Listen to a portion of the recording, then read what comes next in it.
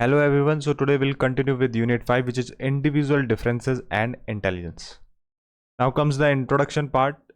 Uh, it says कि अगर आप दुनिया में कहीं भी देखें चारों तरफ अपने, तो आपको वेरिएशंस देखने को मिलेंगे, डिफरेंसेस देखने को मिलेंगे, विविधता देखने को मिलेगी, है ना। कोई भी फ्लावर अगर आप देखें तो उसमें फ्लावर्स में डिफरेंट डिफरेंट वेराइटीज़ हैं, एक ही तरीके का फ्लावर नहीं मिलता है, ठीक है। प्लांट अलग अलग हैं, ट्री अलग अलग हैं, बर्ड अलग अलग मिलेंगी आपको, और इसी तरीके से एनिमल भी कोई एक नहीं होता, अलग अलग एनिमल आप अपने चारों तरफ देखते हैं। तो हम ह्यूमंस भी इसी तरीके से कुछ अलग हैं। कैसे अलग हैं? Skin features, right, skin colour देख लो या फीचर्स देख लो हमारे, वो डिफरेंट डिफरेंट होते हैं। ये तो फिजिकल डिफरेंस आ गया। इसी तरीके से हम साइकोलॉजिकली डिफर करते हैं, या फिर बिहेवियर कह लें हमारा, वो डिफरेंट होता है, ठीक है। एक ह्यूमन का बिहेवियर दूसरे ह्यूमन से वेरी करता है, और इसी वेरिएशन के होने के कारण, इसी इंडिविजुअल डिफरेंस के होने के कारण हम साइकोलॉजी की स्टडी करते हैं, राइट। अगर ये वेरिएशन नहीं होते ह्यूमन बिहेवियर में, तो बिहेवियर कभी चेंज होता ही नहीं, और बिहेवियर चेंज नहीं होता तो फिर हम ये प्रिडिक्ट नहीं कर पाते कि किसका बिहेवियर कैसी स्थिति में रहने पर कैसा हो जाएगा। So this is all what we study in psychology, right. Psychology से कुछ हद तक बिहेवियर प्रिडिक्ट करने में सहायता मिलती है, ठीक है। और भी कई काम है, पर हालांकि अगर आप देखें, साइकोलॉजिस्ट जो होते हैं वो कभी भी इसकी स्टडी नहीं करते कि इंडिविजुअल्स में बिहेवियर का कारण क्या है, राइट, क्योंकि इसके पीछे बहुत सारे कारण हो सकते हैं, बहुत सारी थ्योरीज हो सकती हैं। विल अंडरस्टैंड कि इंडिविजुअल डिफरेंस का मतलब क्या होता है, और कैसे इंटेलिजेंस एक सिग्निफिकेंट रोल प्ले करती है किसी भी इंडिविजुअल का बिहेवियर शेप करने में। Now first is concept and nature of individual difference. तो एक बात तो हमने पढ़ी है अभी कि वेरिएशन या विविधता हमें अपने चारों तरफ देखने को मिलती है, ठीक है, और एक ही तरीके की चीज़ कोई देखने को नहीं मिलती। राइटर हमको इमेजिन करने को कह रहा है कि अगर आपके सामने सिर्फ और सिर्फ एक मैंगो ट्री होता, तो क्या आप, एक ही तरीके का ट्री होता तो क्या आपको बोर्डम नहीं फील होता, राइट। एक ही तरीके का एनिमल आपको सोचो चारों तरफ दिख रहा है, एक ही तरीके का फ्लावर आपको चारों तरफ दिख रहा है, तो that is boring, right. Now next comes, अब इमेजिन करिए एक वर्ल्ड अपने सामने जहां पर जो ह्यूमंस हैं वो इंडिविजुअली अलग अलग नहीं है, मतलब वो सभी के सभी same thinking, attitude, intelligence, social status, personality रखते हैं। तो फिर क्या किसी साइकोलॉजिस्ट की ज़रूरत पड़ेगी? क्योंकि तब तो हमें पता है ना कि सब चीज़ सर्टेन है कि सबका बिहेवियर इसी तरीके से होगा। बट सारी चीज़ें अनसर्टेन हैं, सारे, हर एक इंडिविजुअल का अपनी थिंकिंग होती है, अपनी एटीट्यूड होता है, अपना इंटेलिजेंस या अपना सोशल स्टेटस होता है, ठीक है ना। तो जब हर एक इंडिविजुअल की पर्सनैलिटी अपनी अलग होती है, तो इसीलिए यहाँ पे साइकोलॉजिस्ट आती है, जो कि भाई, इसीलिए तो हम कुछ नया या कुछ अलग स्टडी कर पाएंगे ना। अदरवाइज अगर डाइवर्सिटी ही नहीं है, तो everything is already predicted, right. So then we don't need to study anything, especially about a psychology. Now comes next part. Individual differences क्या होता है? Individual differences मतलब होता है कि इंडिविजुअल्स में डिफरेंस होना, और उनकी डिफरेंस होना किस तरीके से, उनकी कैरेक्टरिस्टिक्स, एक या एक से ज़्यादा कैरेक्टरिस्टिक्स में डिफर करना। जैसे प्लेटो क्या कहते हैं, वो कहते हैं no two persons are born alike, no two persons are born exactly alike, but each differs from the other in natural endowments, one being suited for one occupation and the other for another. तो प्लेटो कहते हैं कि जो दो व्यक्ति हैं वो अलग अलग तरीके से पैदा नहीं होते हैं, ज़्यादातर लोग सब एक ही तरीके से पैदा होते हैं 9 महीने गर्भ में रहकर। पर सभी लोग या सभी इंडिविजुअल्स दे डिफर, तभी तो इंडिविजुअल्स हैं। और वो डिफर क्यों करते हैं? क्योंकि उनको अलग अलग गिफ्ट दिया हुआ है। यू कैन से कि भाई अलग अलग एट्रीब्यूट्स दिए गए हैं हर एक इंडिविजुअल को, ठीक है। किसी की आवाज़ सुरीली हो सकती है, तो किसी का म्यूज़िकल इंस्ट्रूमेंट्स बजाने में ज़्यादा बेहतर उसकी स्किल्स काम कर सकती हैं, या उसके हाथ, या फिर उसके वो म्यूज़िक को कंपोज अच्छे से कर सकता है, ठीक है। तो हर एक आदमी को अलग अलग तरीके से गिफ्ट दिया है। कोई एनालिटिकली अच्छा सोच पाता है, किसी भी चीज़ की एनालिसिस कर पाता है। कोई न्यूमेरिकली या न्यूमेरिकल एबिलिटी अच्छी रखता है, फटाफट कैलकुलेशन करता है, right. So what Plato is saying, सभी लोग सेम तरीके से बॉर्न होते हैं, पर they have different characteristics, they have different attributes that is given by birth, and therefore they must have different occupation. सोचो सभी लोग एक ही तरीके की नौकरी कर रहे हैं, और जो कि हो रहा है आजकल, जबरदस्ती किसी को किसी चीज में फोर्स कर दिया जा रहा है जो कि वहां नहीं होना चाहिए। So one must understand this कि everybody differs, and therefore two person can not do the same job, and even if they are doing, they might be doing or touching different area in a same domain. तो यहाँ पर क्या है, psychology studies individual differences in how we think, individual differences in how we feel, हम क्या सोच रहे हैं। साइकोलॉजी स्टडीज की क्या हम सोचते हैं, क्या हम फील करते हैं, राइट। हमारी डिज़ायर्स क्या हैं, हमारी नीड क्या है, और हम करना क्या चाहते हैं, ये डिफर करता है इंडिविजुअल टू इंडिविजुअल, राइट। तो साइकोलॉजी ये स्टडी करती है कि इंडिविजुअल डिफरेंसेस कैसे आते हैं सोचने में, फील करने में, किसी की नीड या वांट या डिज़ायर इसमें, ठीक है ना। कोई क्या कर रहा है उसमें डिफरेंस होगा, और लोग कैसे डिफर करते हैं और क्यों डिफर करते हैं, this is also the part of psychology, right. Now why do we need to study individual differences? The same answer that is given here, which I told you. It is because it helps us in predicting and exploring the behavior of the individual more accurately, right? किसी भी individual के behaviour को predict करने के लिए ही हम individual differences पढ़ते हैं, ठीक है।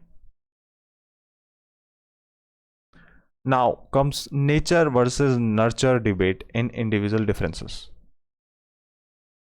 कुछ लोग होते हैं जो अपना एफर्ट्स कंटिन्यूसली कर रहे होते हैं, राइट, नो मैटर कितने फेलियर उनके सामने आए।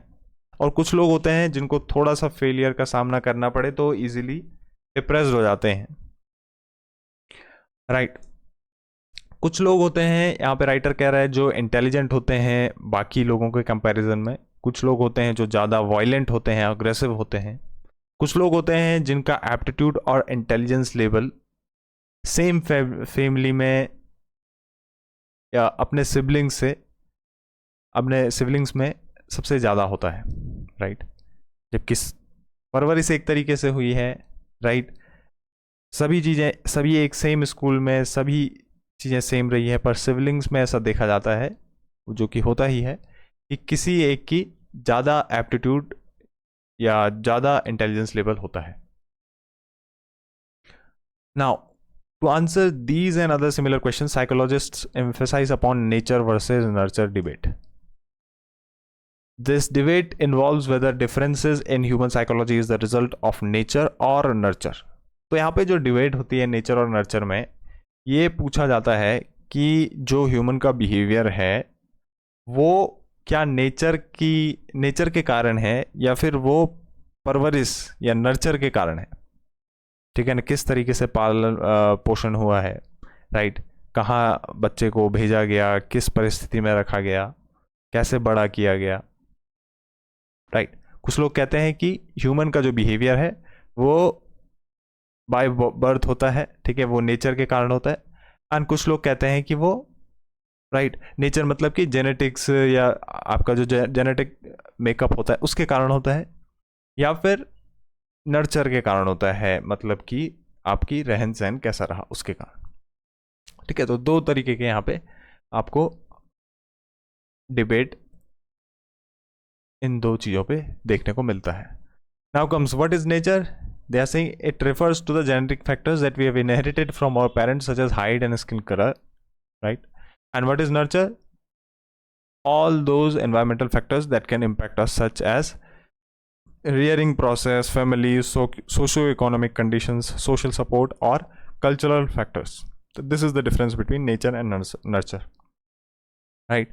नेचर इज सिंपली जीन्स और हेरिडेटिव फैक्टर्स जो होते हैं, फिजिकल अपीयरेंस कैसा रहेगा, हाइट कैसे रहेगी, स्किन कलर कैसा रहेगा, और पर्सनैलिटी कैरेक्टरिस्टिक्स कैसे रहेंगी, छोटी छोटी बातों पे चिढ़ जाओगे, राइट, या फिर और भी चीज़ें होती हैं, फियर, इमोशंस के साथ कैसे डील करोगे, this comes in nature. Nurture के अंदर आता है कि भाई आपकी परवरिश कैसी हुई है, जैसे इन्वायरमेंटल वेरिएबल्स, आपकी जो परिस्थितियाँ थी वो कैसी थी, चाइल्डहुड एक्सपीरियंसेस, बचपन में आपके साथ क्या क्या घटनाएं हुई, हाउ वी वर रेज्ड, कैसे आपको बड़ा किया गया, एंड सोशल रिलेशनशिप्स, क्या आपकी जो सोशल रिलेशनशिप्स जो भी हैं, ठीक है, और जो भी आपके कल्चर है आपके आसपास का, उसका भी रोल होता है नर्चर में, राइट।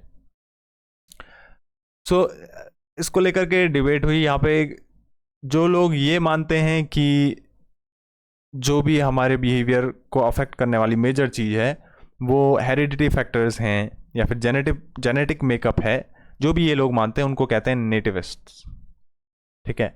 और जो भी इनके सपोर्ट में थे कि जो भी एक बिहेवियर चेंज आ रहा है वो एक्सपीरियंसेस के बेसिस पे आ रहा है, एनवायरमेंटल कंडीशंस के बेसिस पे आ रहा है, मतलब परवरिश के कारण आ रहा है, तो उनको बोल दिया गया एनवायरमेंटलिस्ट्स और एम्पिरिसिस्ट्स, ठीक है। तो ये दो ग्रुप में लोग बढ़ गए और इसी पे डिबेट हुआ कि नेचर या नर्चर, ठीक।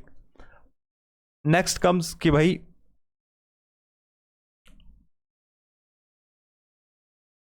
अब कुछ लोग थे जैसे कि जॉन लॉक, उन्होंने कहा कि ह्यूमन माइंड जो है वो ब्लैंक स्लेट की तरह होता है, खाली स्लेट की तरह होता है, जिसपे आप कुछ भी लिख सकते हैं, राइट। और जैसे जैसे लाइफ में आगे की ओर हम बढ़ रहे होते हैं वैसे वैसे वो भरता रहता है ब्लैंक स्लेट, राइट।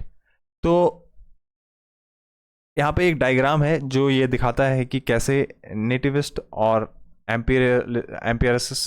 एम्पिरिसिस्ट डिफरेंट हैं, या फिर आप उनको कह लें जो नेटिविस्ट हैं वो क्या मानते हैं, वो ये मानते हैं कि डिफरेंट जेनेटिक्स, मेकअप और हेरिडिटी का असर पड़ता है किसी के बिहेवियर पे, यानी कि वो नेचर के सपोर्ट में होते हैं। और एम्पिरिसिस्ट ये मानते हैं कि नर्चर यानी कि एक्सपीरियंसेस से जो भी किसी के साथ हुआ है वही किसी के बिहेवियर को बदलता है या बनाता है। तो यहाँ पे दिया गया है एक नेचर है इधर और लेफ्ट साइड, और राइट साइड नर्चर है। लेफ्ट साइड है आपका बायोलॉजिकल अप्रोच, ठीक है, मतलब नेचर से जुड़ी जो भी चीज़ें हैं आपको बायोलॉजिकली जो मिली हैं, ठीक है। Psychoanalysis, inflates drives of sex and aggression, ठीक है, ये सारी चीज़ें आपके बचपन से ही जुड़ी होती हैं मेनली। फिर धीरे धीरे आप इधर की ओर जाएं तो आप नर्चर के पास आएंगे, जैसे आपकी संज्ञान करने की क्षमता, किसी भी चीज़ को समझने की क्षमता, ठीक है, कॉग्निटिव साइकोलॉजी, वो कुछ आपको पैदाइश मिलती है और वो कुछ आपकी बनती है, बिगड़ती है, जो भी है वो आपके समय के साथ साथ। तो जैसे जैसे आप यहाँ से इधर की ओर जाएंगे, ह्यूमनिज्म, बिहेवियरिज्म, तो all behaviour is learn from the environment through conditioning, ठीक है। तो यहाँ पे इनने अलग अलग एक तरीके से स्पेक्ट्रम दिया है कि कैसे आप नेचर से नर्चर की ओर या नर्चर से नेचर की ओर डिफरेंट डिफरेंट चीज़ों में डिफरेंट डिफरेंट तरीके से अग्रसर हो सकते हैं। Next comes however contemporary view is this on this debate suggests that defending any extreme side would be catastrophe in explaining human behavior and differences among। तो recent studies यही दिखाती हैं कि दोनों का ही रोल होता है, nature plus nurture both makes human behaviour, both shape human behaviour, and दोनों ही जेनेटिक और एनवायरमेंटल फैक्टर्स प्ले करते हैं बहुत ही इंपॉर्टेंट रोल किसी भी ह्यूमन का या इंडिविजुअल का बिहेवियर शेप करने में। एग्जाम्पल क्या है, जैसे कि जेनेटिक्स, आपके जो जीन्स होते हैं राइट, उनके कारण आपको हाइट या जो भी फिजिकल मिलेगा right. The biological thing that you have is just because of genetics that your parents had. And what about environmental factors? They also nourish, they nourish in the sense कि sorry, environmental factors में क्या आ गया, आपकी height बढ़ेगी या घटेगी वो depend करता है कि आपने नरिशमेंट कैसा लिया। ठीक है, आपको प्रोटीन, विटामिन राइट, बाकी जो चीज़ें होती हैं, कैल्शियम, वो सारी चीज़ें टाइम पे मिली क्या, राइट। तो पहला रूल तो हो गया बायोलॉजिकली, आपका जेनेटिक कैसा है। अगर वो आपको अलाउ करता है आपकी बॉडी को कि वो हेल्दीली ग्रो करे या फिर टॉलर हाइट हो तो हो जाएगा। पर अगर नहीं कर रहा है तो आपका इन्वायरमेंटल फैक्टर कैसा है, दोनों पे डिपेंड करेगा कि हाइट बढ़ रही है या घट रही है। ऐसा भी हो सकता है कि आपका जेनेटिक तो आपको अलाउ कर रहा है बट आपने उस तरीके का नरिशमेंट लिया ही नहीं, तो जब बॉडी को उस तरीके का नरिशमेंट नहीं मिला, उस तरीके का सप्लीमेंट नहीं मिला, तो कैसे बॉडी हाइट ग्रो करेगी अपनी, right. So that comes under environmental factor. Therefore, both are important. This is what they said in the context of height only. This can be applied to anything, right? Whether how you deal with emotions, how you behave with when certain thing happens, that comes with both the thing, right? Your nature and nurture. Next comes what is the definition of intelligence? Now, they say intelligence is a hypothetical construct which refers to higher level of abstract thought processes. Intelligence has always been the discussion among social scientists and philosophers. तो intelligence एक बहुत ही hypothetical construct है, एक hypothetical चीज़ है, ठीक है ना।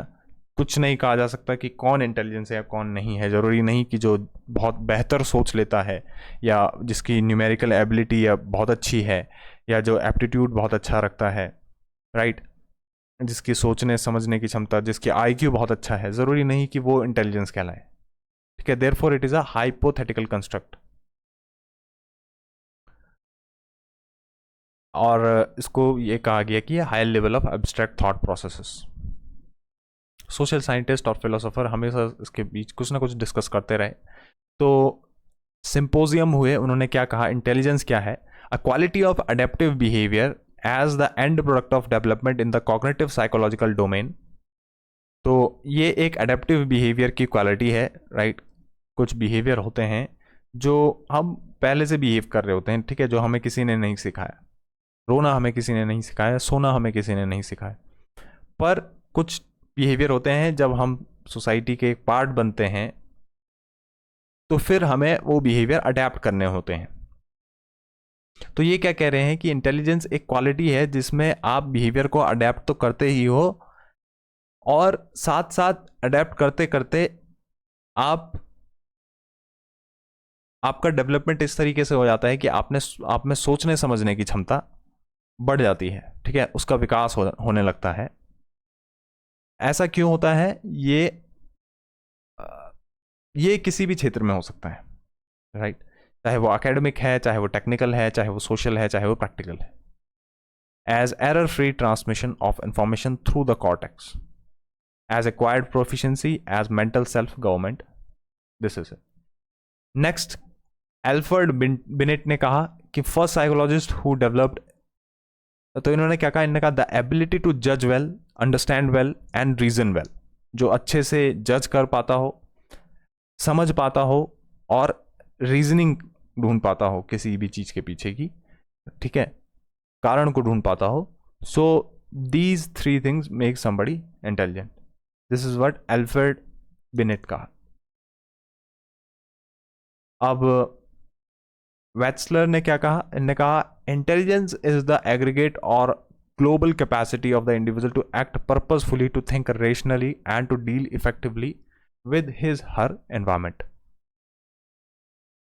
ठीक है, अगर आपको नहीं पता है तो कॉग्निटिव साइकोलॉजी, कॉग्निशन मतलब क्या होता है, जो थिंकिंग, रीजनिंग और रिमेंबरिंग जैसी कैपेसिटी अपने पास रखता है,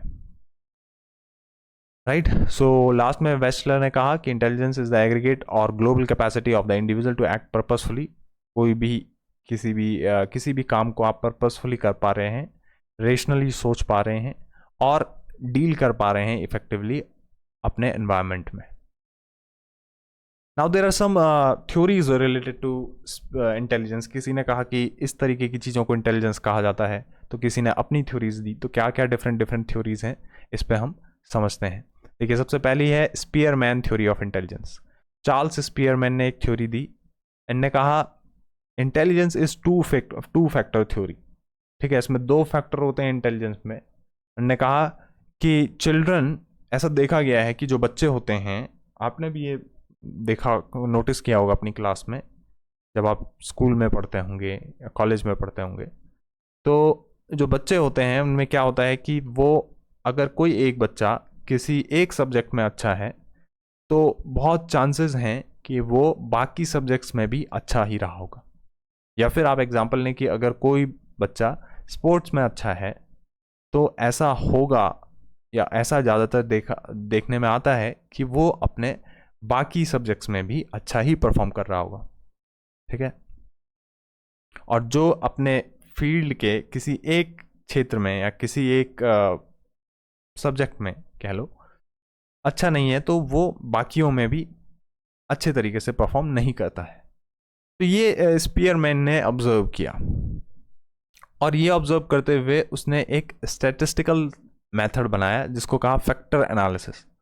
ठीक है, इसमें उन्होंने कहा कि जो कॉग्निटिव एक्टिविटी होती है और मेंटल एक्टिविटी होती है, ये 2 एक्टिविटी ही इस फैक्टर को बनाती है। इसने कहा 2 फैक्टर होते हैं, एक होता है जी फैक्टर, दूसरा होता है S factor. And intelligence is nothing but the sum of G plus S factor, G and S factor. तो इन्होंने कहा जी क्या होता है, it affects all kinds of mental activities. ठीक है, इन्होंने कहा ना, एक तो होता है हमारी मेंटल एक्टिविटी, उसको जी फैक्टर अफेक्ट करता है। और ये जो जी फैक्टर होता है, ये हमें बचपन से मिला होता है, इन्नेट होता है, और ये कभी भी बनता बिगड़ता नहीं है, ये कांस्टेंट रहता है जी फैक्टर।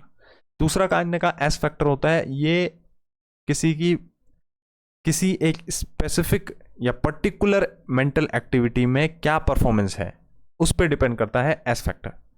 राइट, जी फैक्टर किस पे करता है, ये all kinds of mental activity पे डिपेंड करता है, और ये हमेशा कांस्टेंट रहता है, ऐसा कहा। एस फैक्टर ने कहा कि ये किसी की पर्टिकुलर टास्क में क्या परफॉर्मेंस है उस पर डिपेंड करता है, और ये चीज सीखी जा सकती है एस फैक्टर, और ये वेरी भी करती है।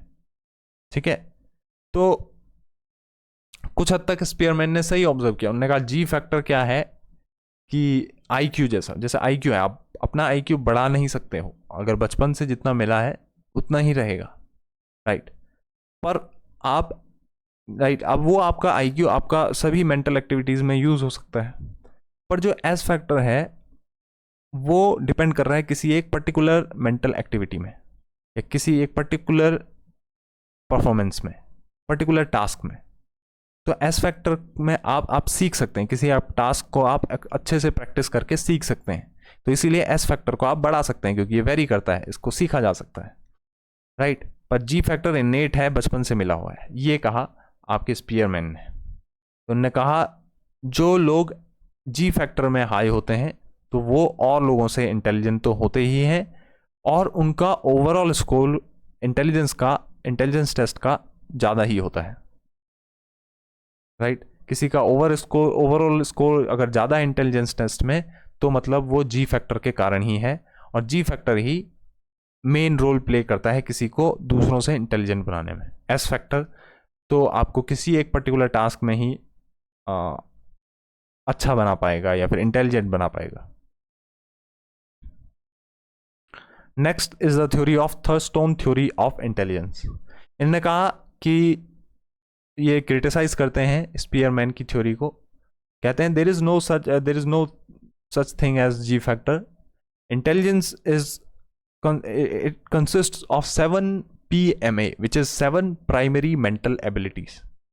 क्या क्या इन्होंने कहा कि ये सभी एक दूसरे से अलग अलग होती हैं, इनका एक दूसरे से कोई रिलेशन नहीं है। 7 PMA होती हैं, और अगर कोई इनमें अच्छा है तो इंटेलिजेंस होगा। You can learn it from EVM spin. Right, E से है आपका, sorry, EVM which is WVM spin. Now पहला है आपका वर्ड फ्लुएंसी.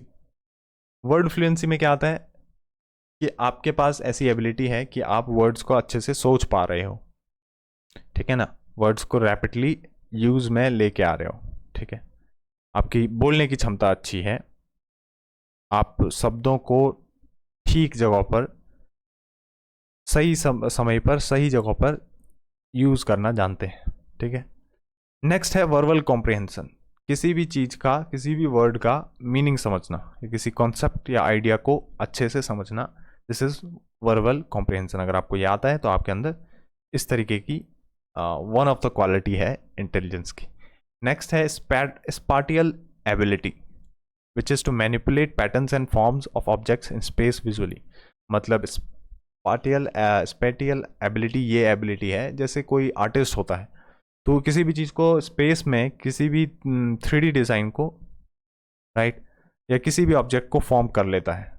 एक तरीके की आर्टिस्टिक एबिलिटी है किसी भी चीज़ को इमेजिन करना और उसको स्पेस में इमेजिन करना, राइट. और अगर आप उसको उतार पा रहे हैं अपने पेज में तो आपको आर्टिस्ट कहा जाता है. परसेप्चुअल स्पीड मतलब कि किसी डिटेल्स को, ठीक है, कोई चीज़ है उसकी डिटेल्स को क्विकली और एक्यूरेटली परसीव कर पाना, समझ पाना, उसको देख पाना, समझ पाना. Numerical ability, it is the ability of one where one solves the mathematical problems quickly and accurately. मतलब न्यूमेरिक प्रॉब्लम्स जो होती हैं उनको अगर कोई जल्दी और एक्यूरेटली सॉल्व कर पा रहा है तो न्यूमेरिक एबिलिटी. इसी तरीके से इनने कहा इंडक्टिव रीजनिंग, मतलब कि फैक्ट्स को ऑब्जर्व करना और उनसे एक रूल बनाना, एक जनरल रूल बनाना उनसे, मतलब कि एक तरीके का सिद्धांत, फैक्ट्स को ऑब्जर्व करके एक सिद्धांत बनाना. Memory, memorize and recall quickly and accurately. Memory भी इंपॉर्टेंट है कि आप मेमोराइज कर पा रहे हैं चीज़ों को और उसको रिकॉल कर पा रहे हैं जब चाहे तब. सो इन 7 PMA से थर्स्टोन ने क्या कहा कि भाई तभी कोई इंटेलिजेंस कहलाएगा जिसमें ये 7 प्राइमरी मेंटल एबिलिटीज़ हैं, ठीक है, जिनका एक दूसरे में कोई रिलेशन नहीं है. किसी में अगर ये ज़्यादा है, किसी में से 7 में से फॉर एग्जांपल किसी में 3 है तो वो उस तरीके से इंटेलिजेंट रहेगा, किसी में 7 के साथ है तो वो ज़्यादा इंटेलिजेंट रहेगा. नेक्स्ट है स्टर्नबर्ग थ्योरी ऑफ इंटेलिजेंस. इनने कहा जो इंटेलिजेंस होता है ये ट्राइआर्किक थ्योरी ऑफ इंटेलिजेंस पे बेस्ड होता है. इसमें 3 चीज़ें होती हैं मेनली. एक तो होता है कंपोनेंशियल इंटेलिजेंस, दूसरा होता है एक्सपीरियंशियल इंटेलिजेंस और क्रिएटिव इंटेलिजेंस, तीसरा होता है कॉन्टेक्चुअल इंटेलिजेंस और प्रैक्टिकल इंटेलिजेंस, ठीक है. तो क्या इन्होंने कहा कि जो कंपोनेंशियल इंटेलिजेंस होता है उसमें क्या होता है कि जो इंडिविजुअल होगा उसका IQ ज़्यादा रहेगा, वो हाईली क्रिटिकल होगा और एनालिटिकल एबिलिटीज़ रखेगा और उसका वो एकेडमिकली अच्छा परफॉर्म करेगा, साथ में ही उसकी मैथमेटिकल और वर्बल स्किल्स अच्छी होंगी. और जो राइट जिसका ये हाई होगा कंपोनेंशियल इंटेलिजेंस. दूसरा इनने कहा होता है एक्सपीरियंशियल इंटेलिजेंस, जिसका ये हाई होगा वो बहुत ही ज़्यादा क्रिएटिव होगा, ठीक है, उसके पास आइडियाज़ रहेंगे नए नए और वो नॉवल आइडियाज़ और सॉल्यूशंस प्रोवाइड तो करेगा ही, साथ में वो व्यक्ति या वो इंडिविजुअल क्रिएटिव रहेगा. और तीसरा इनने कहा कंटेक्चुअल इंटेलिजेंस, मतलब कि वो बिहेवियर को अडेप्ट कर लेगा, मतलब सोसाइटी के हिसाब से वो अडेप्ट होकर के जो सिचुएशनल डिमांड्स होंगी उनको पूरा करेगा. क्या एबिलिटी रहेगी उसमें? Ability to adapt to the environment और situational demands, applying knowledge and information to your real world and thus adapting successfully to the situation. और जो इस तरीके के जिसके पास कॉन्टेक्चुअल इंटेलिजेंस या प्रैक्टिकल इंटेलिजेंस होता है तो वो लोग कभी भी वो सक्सेसफुल होते हैं, ठीक है, वो हमेशा सक्सेसफुल होंगे. तो ये 3 इन्होंने ये दी कि भाई triarchic theory of intelligence, 3 forms of intelligence होती हैं और ये इंटेलिजेंस होती हैं, ठीक है, इन्होंने ये बताया. नेक्स्ट है गार्डनर थ्योरी ऑफ इंटेलिजेंस. इनने सभी क्लासिक व्यूज़ जो होते हैं कि इंटेलिजेंस मतलब कि लॉजिकल रीजनिंग, या फिर इंटेलिजेंस मतलब कि हायर कैपेसिटी, मतलब कि न्यूमेरिकल एबिलिटी, आईक्यू ज़्यादा हो, ठीक है, मतलब कि सोचने समझने की क्षमता ज़्यादा हो, नहीं, ये सारी चीज़ों को गिरा दिया। इन्होंने कहा इंटेलिजेंस ज़रूरी, intelligence is not based on how much logical reasoning you have और how much IQ you have. इनने सारे क्लासिकल व्यूज़ जो ट्रेडिशनली डिफाइन कर रहा था इंटेलिजेंस को, उन सबको हटा करके इन्होंने कहा there is no one form of intelligence but a number of intelligence work together. ने कहा there is no one form of intelligence but a number of intelligence work together. क्या कहा इनके हिसाब से? इंटेलिजेंस है ability to solve problems, ability to solve problems और fashion products that are of consequence in a particular cultural setting and community. ठीक है, problems को कोई सॉल्व कर पा रहा है और साथ में वो प्रोडक्ट दे पा रहा है सोसाइटी को जिसकी ज़रूरत है। ठीक है, जिसकी ज़रूरत है। और यू कैन से कि उन्होंने क्या कहा कि 7 इंटेलिजेंस होती हैं। ठीक है, 8वां इन्होंने लास्ट में जोड़ा था एक और। इनका इनका जो कॉम्बिनेशन होता है, इनका जो कॉम्बिनेशन होता है वही किसी को, किसी में कुछ ज़्यादा होगा, किसी में कुछ कम होगा, वही क्या बनाता है, किसी को इंटेलिजेंट बनाता है। पहला इन्होंने कहा लिंग्विस्टिक, जो इसमें हाई होगा उन्होंने कहा वो सही समय पर सही शब्दों को रख पाएगा और वो वर्ड्स के साथ इजीली खेल पाएगा। जैसे कि पोइट्स होते हैं, राइटर्स होते हैं, उनकी लिंग्विस्टिक एबिलिटीज बहुत ज़्यादा हाई होती है। ठीक है, तो अपने थॉट्स अच्छे से एक्सप्रेस कर पाते हैं, आर्टिकुलेट कर पाते हैं चीज़ों को। नेक्स्ट है म्यूजिकल। इन्होंने कहा जो इसमें हाई होगा, जो इस इंटेलिजेंस में हाई होगा, वो क्या होगा, सेंसिटिव होगा म्यूज़िक के लिए। ठीक है, वो इंस्ट्रूमेंट्स बजाना जानेगा, वो एक अच्छा सिंगर हो सकता है, वो एक अच्छा म्यूज़िक कंपोजर हो सकता है। और लॉजिकल एंड मैथमेटिकल, इनने कहा ये भी एक खास तरीके का इंटेलिजेंस है, पर पूरा इंटेलिजेंस सिर्फ जो लॉजिकली हाई, जो मतलब कि लॉजिकल रीजनिंग कर लेता है, सिर्फ उस पर डिपेंड नहीं होता है। Intelligence has so many things, right? You can be intelligent in many areas, not mathematical only. तो इनने लॉजिकल एंड मैथमेटिकल को भी रखा। इनने कहा ability to think critically and work on abstract problems. ठीक है, किसी के पास साइंटिफिक एप्टीट्यूड होगा, वो नंबर्स के साथ खेल पाता है, राइट, या एब्स्ट्रैक्ट प्रॉब्लम्स को डील कर पाता है। नेक्स्ट है स्पाटियल, यानी कि किसी की एबिलिटी की कोई विजुअल इमेज बना पा रहा है, मेंटल इमेज बना पा रहा है, जैसे कि navigators, pilots, architects, painters. Next इन्होंने कहा बॉडीली काइनेस्थेटिक, मतलब कि किसी के पास ऐसी एबिलिटी है कि वो अपने किसी बॉडी पार्ट को ट्रेन कर पा रहा है ताकि कोई प्रॉब्लम सॉल्व हो जाए। ठीक है, किसी प्रोडक्ट को बनाने के लिए या किसी तरीके से प्रॉब्लम सॉल्व करने के लिए। ठीक है, जैसे कि people serving in the military, intelligence agencies, sport person, actors and dancers. है ना, कोई स्पोर्ट पर्सन है, किसी को रनिंग करनी है, तो वो अपने पाँव सिर्फ और सिर्फ अपने लेग वाले एरिया को स्ट्रॉन्ग कर रहा है। ठीक है, so that will come under bodily kinesthetic. Next है, that is another kind of intelligence, right. Next है इंट्रापर्सनल। इंटरपर्सनल लोग मतलब जो अपने ही डिज़ायर्स, अपने ही इमोशंस, अपने ही नीड्स के बारे में सोच पाते हैं कि जो मैं कर रहा हूँ वो सही है या नहीं है। ठीक है, अपनी ही फीलिंग्स के बारे में अवेयर रहते हैं। तो उनको इंटरपर्सनल इंटेलिजेंस कहा गया, जैसे कि इन फिलोसोफर और स्पिरिचुअल लीडर्स को इस श्रेणी में रखा। फिर इनने कहा इंटरपर्सनल लोग होते हैं जो जिनमें सोच समझने की क्षमता है, जो दूसरों के बिहेवियर्स को, या दूसरों के मोटिव को, दूसरों की फीलिंग्स को समझ पाते हैं।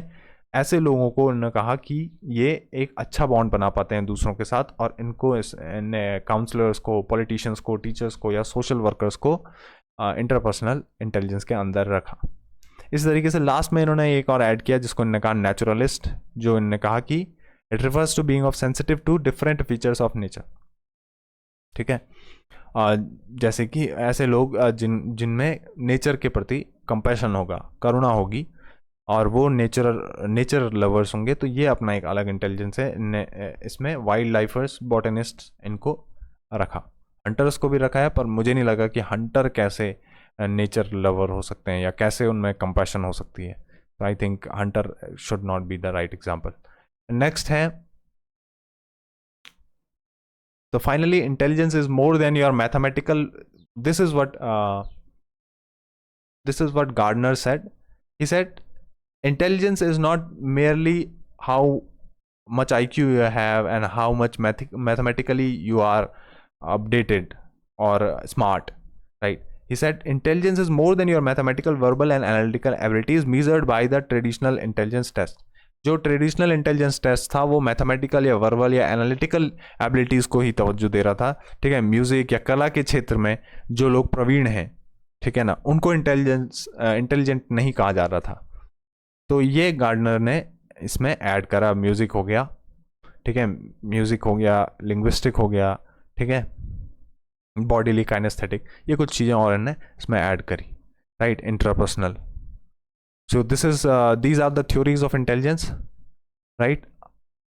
Next we'll continue this someday. Tomorrow we'll continue this. Thank you.